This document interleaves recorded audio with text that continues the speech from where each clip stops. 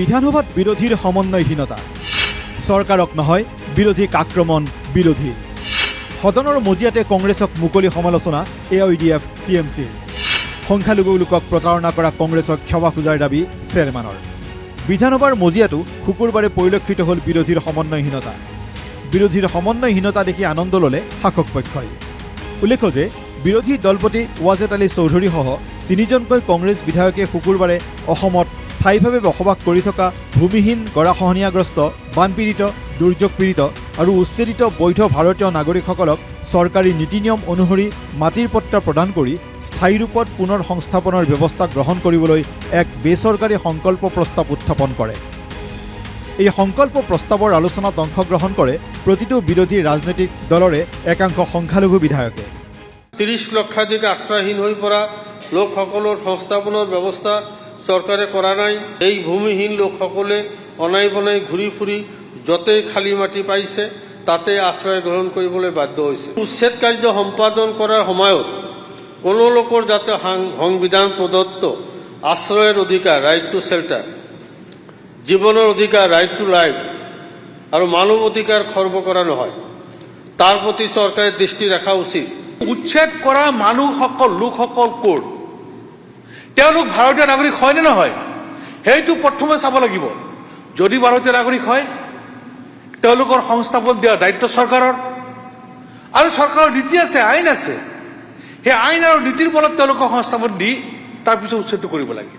ইপিনে কংগ্ৰেছ দলে উত্থাপন কৰা সংকল্প প্ৰস্তাৱৰ আলোচনাত অংশ লৈ কংগ্ৰেছ দলকেই ক্ষুৰধাৰ সমালোচনা কৰে দলগাঁও সমষ্টিৰ AIDF দলৰ জ্যেষ্ঠ বিধায়ক মজিবুৰ ৰহমানে। বিধায়ক মজিবুৰ ৰহমানৰ অভিযোগ, মাটিৰ পট্টা নথকা বাবেই আজি বহু দুৰ্ভোগ ভুগিবলগীয়া হৈছে সংখ্যালঘু লোকসকলে।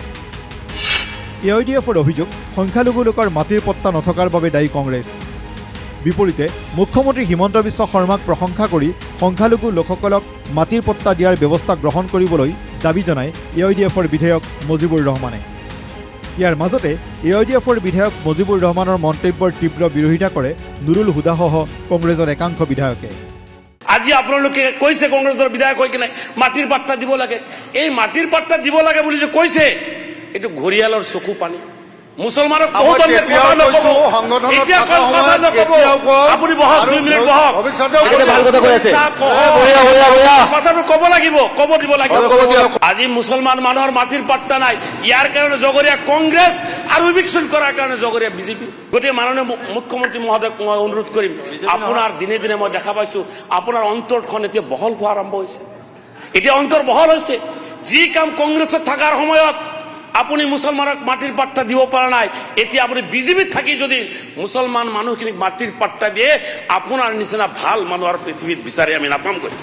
বেচৰকাৰী সংকল্প প্ৰস্তাৱৰ আলোচনাত অংশ লৈ AIDF বিধায়ক মজিবুৰ ৰহমানৰ সুৰতে সুৰ মিলাই কংগ্ৰেছৰ বিৰুদ্ধে সৰব হৈ পৰিল তৃণমূল কংগ্ৰেছৰ একমাত্ৰ বিধায়ক চেয়াৰমেন আলী আহমেদ। বিৰোধী বিধায়কজনৰ অভিযোগ, সংখ্যালঘুৰ বাবে ঘৰিয়ালৰ চকুপানী টুকিছে কংগ্ৰেছে। সংখ্যালঘুক প্ৰতাৰণা কৰা কংগ্ৰেছক ক্ষমা খোজাৰ দাবী চেয়াৰমেনৰ। এই যে ইমান দিন আপোনালোকে শাসন কৰিলে, আপোনালোকে এই যে 60 বছৰীয়া শাসনকালত তেওঁলোকক ডিপ্ৰাইভ কৰি আহিলে, এবাৰ আপোনালোকে ক্ষমা খুজি ল'লেনে? মাননীয় সদস্যসকল, অন্ততে এবাৰ এই মানুহখিনিৰ ওচৰত ক্ষমা খুজি লৈ তাৰপিছত ডিমাণ্ড দিয়ক। মুজিবুৰ ৰহমানে এনেই কোৱা নাই ঘৰিয়ালৰ চকুলো, ইলেকশ্যন আহিছে, ইলেকশ্যন আহিব, আপোনালোকক ৰাজপাট লাগে, কিন্তু তাৰ আগতে এবাৰ ক্ষমা খুজি লওক। ইপিনে বিৰোধী বিধায়ক চেয়াৰমেন আলী আহমেদৰ এই মন্তব্যক বিধানসভাৰ মজিয়াতে তীব্ৰ বিৰোধ কৰে কংগ্ৰেছ বিধায়কসকলে। লগে লগে TMC বিধায়ক চেয়াৰমেন আৰু কংগ্ৰেছ বিধায়কৰ মাজত লাগে তুমুল বাকযুদ্ধ। এই দৃশ্য দেখি শাসকীয় পক্ষৰ একাংশ বিধায়কে বিশেষ ৰস লোৱা পৰিলক্ষিত হয়। এবাৰ ক্ষমা খুজি লওক। ইয়াৰ আগত আপুনি ক্ষমা খুজি লওক, ইয়াৰ আগত আপুনি ক্ষমা খুজি লওক। আপুনিও আছে কংগ্ৰেছত,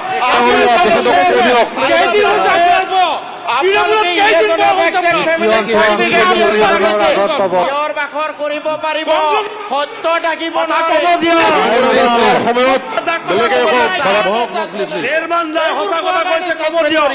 লাজ নাই আপোনালোকৰ, এবাৰ ক্ষমা খুজি লওক। আনহাতে সংকল্প প্ৰস্তাৱৰ আলোচনাৰ অন্তত ৰাজহ বিভাগৰ মন্ত্ৰী কেশৱ মহন্তৰ সদনত মন্তব্য, খহনীয়াগ্ৰস্ত উচ্ছেদিতক পুনৰ সংস্থাপনৰ বাবে নাই খালী মাটি। অৱশ্যে এনে লোকক পুনৰ সংস্থাপনৰ বাবে চৰ অঞ্চলত ইতিমধ্যে ভূমিত জৰীপ আৰম্ভ হোৱা বুলিও সদনত অৱগত কৰে বিভাগীয় মন্ত্ৰী কেশৱ মহন্তই। জৰীপ সম্পূৰ্ণ হ'লে চৰত ভূমিৰ পট্টা দিব চৰকাৰে। মাটি এতিয়া আপোনালোকে ক'ত পাব? মাটি যদি আছে ক'ৰবাত এংক্ৰচ হৈ আছে, খালী মাটি ক'তো নাই। এতিয়া আমি মাটি এইসকলক দিবলৈ উলিয়াব লাগিব।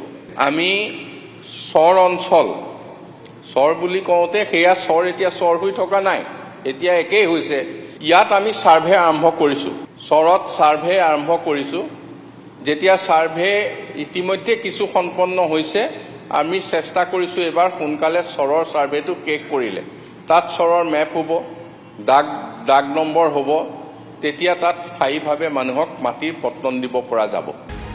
ভিডিঅ' জাৰ্নেলিষ্ট নিতুল কৃষ্ণ দাসৰ সৈতে মুন গোস্বামীৰ ৰিপৰ্ট, NKTV+।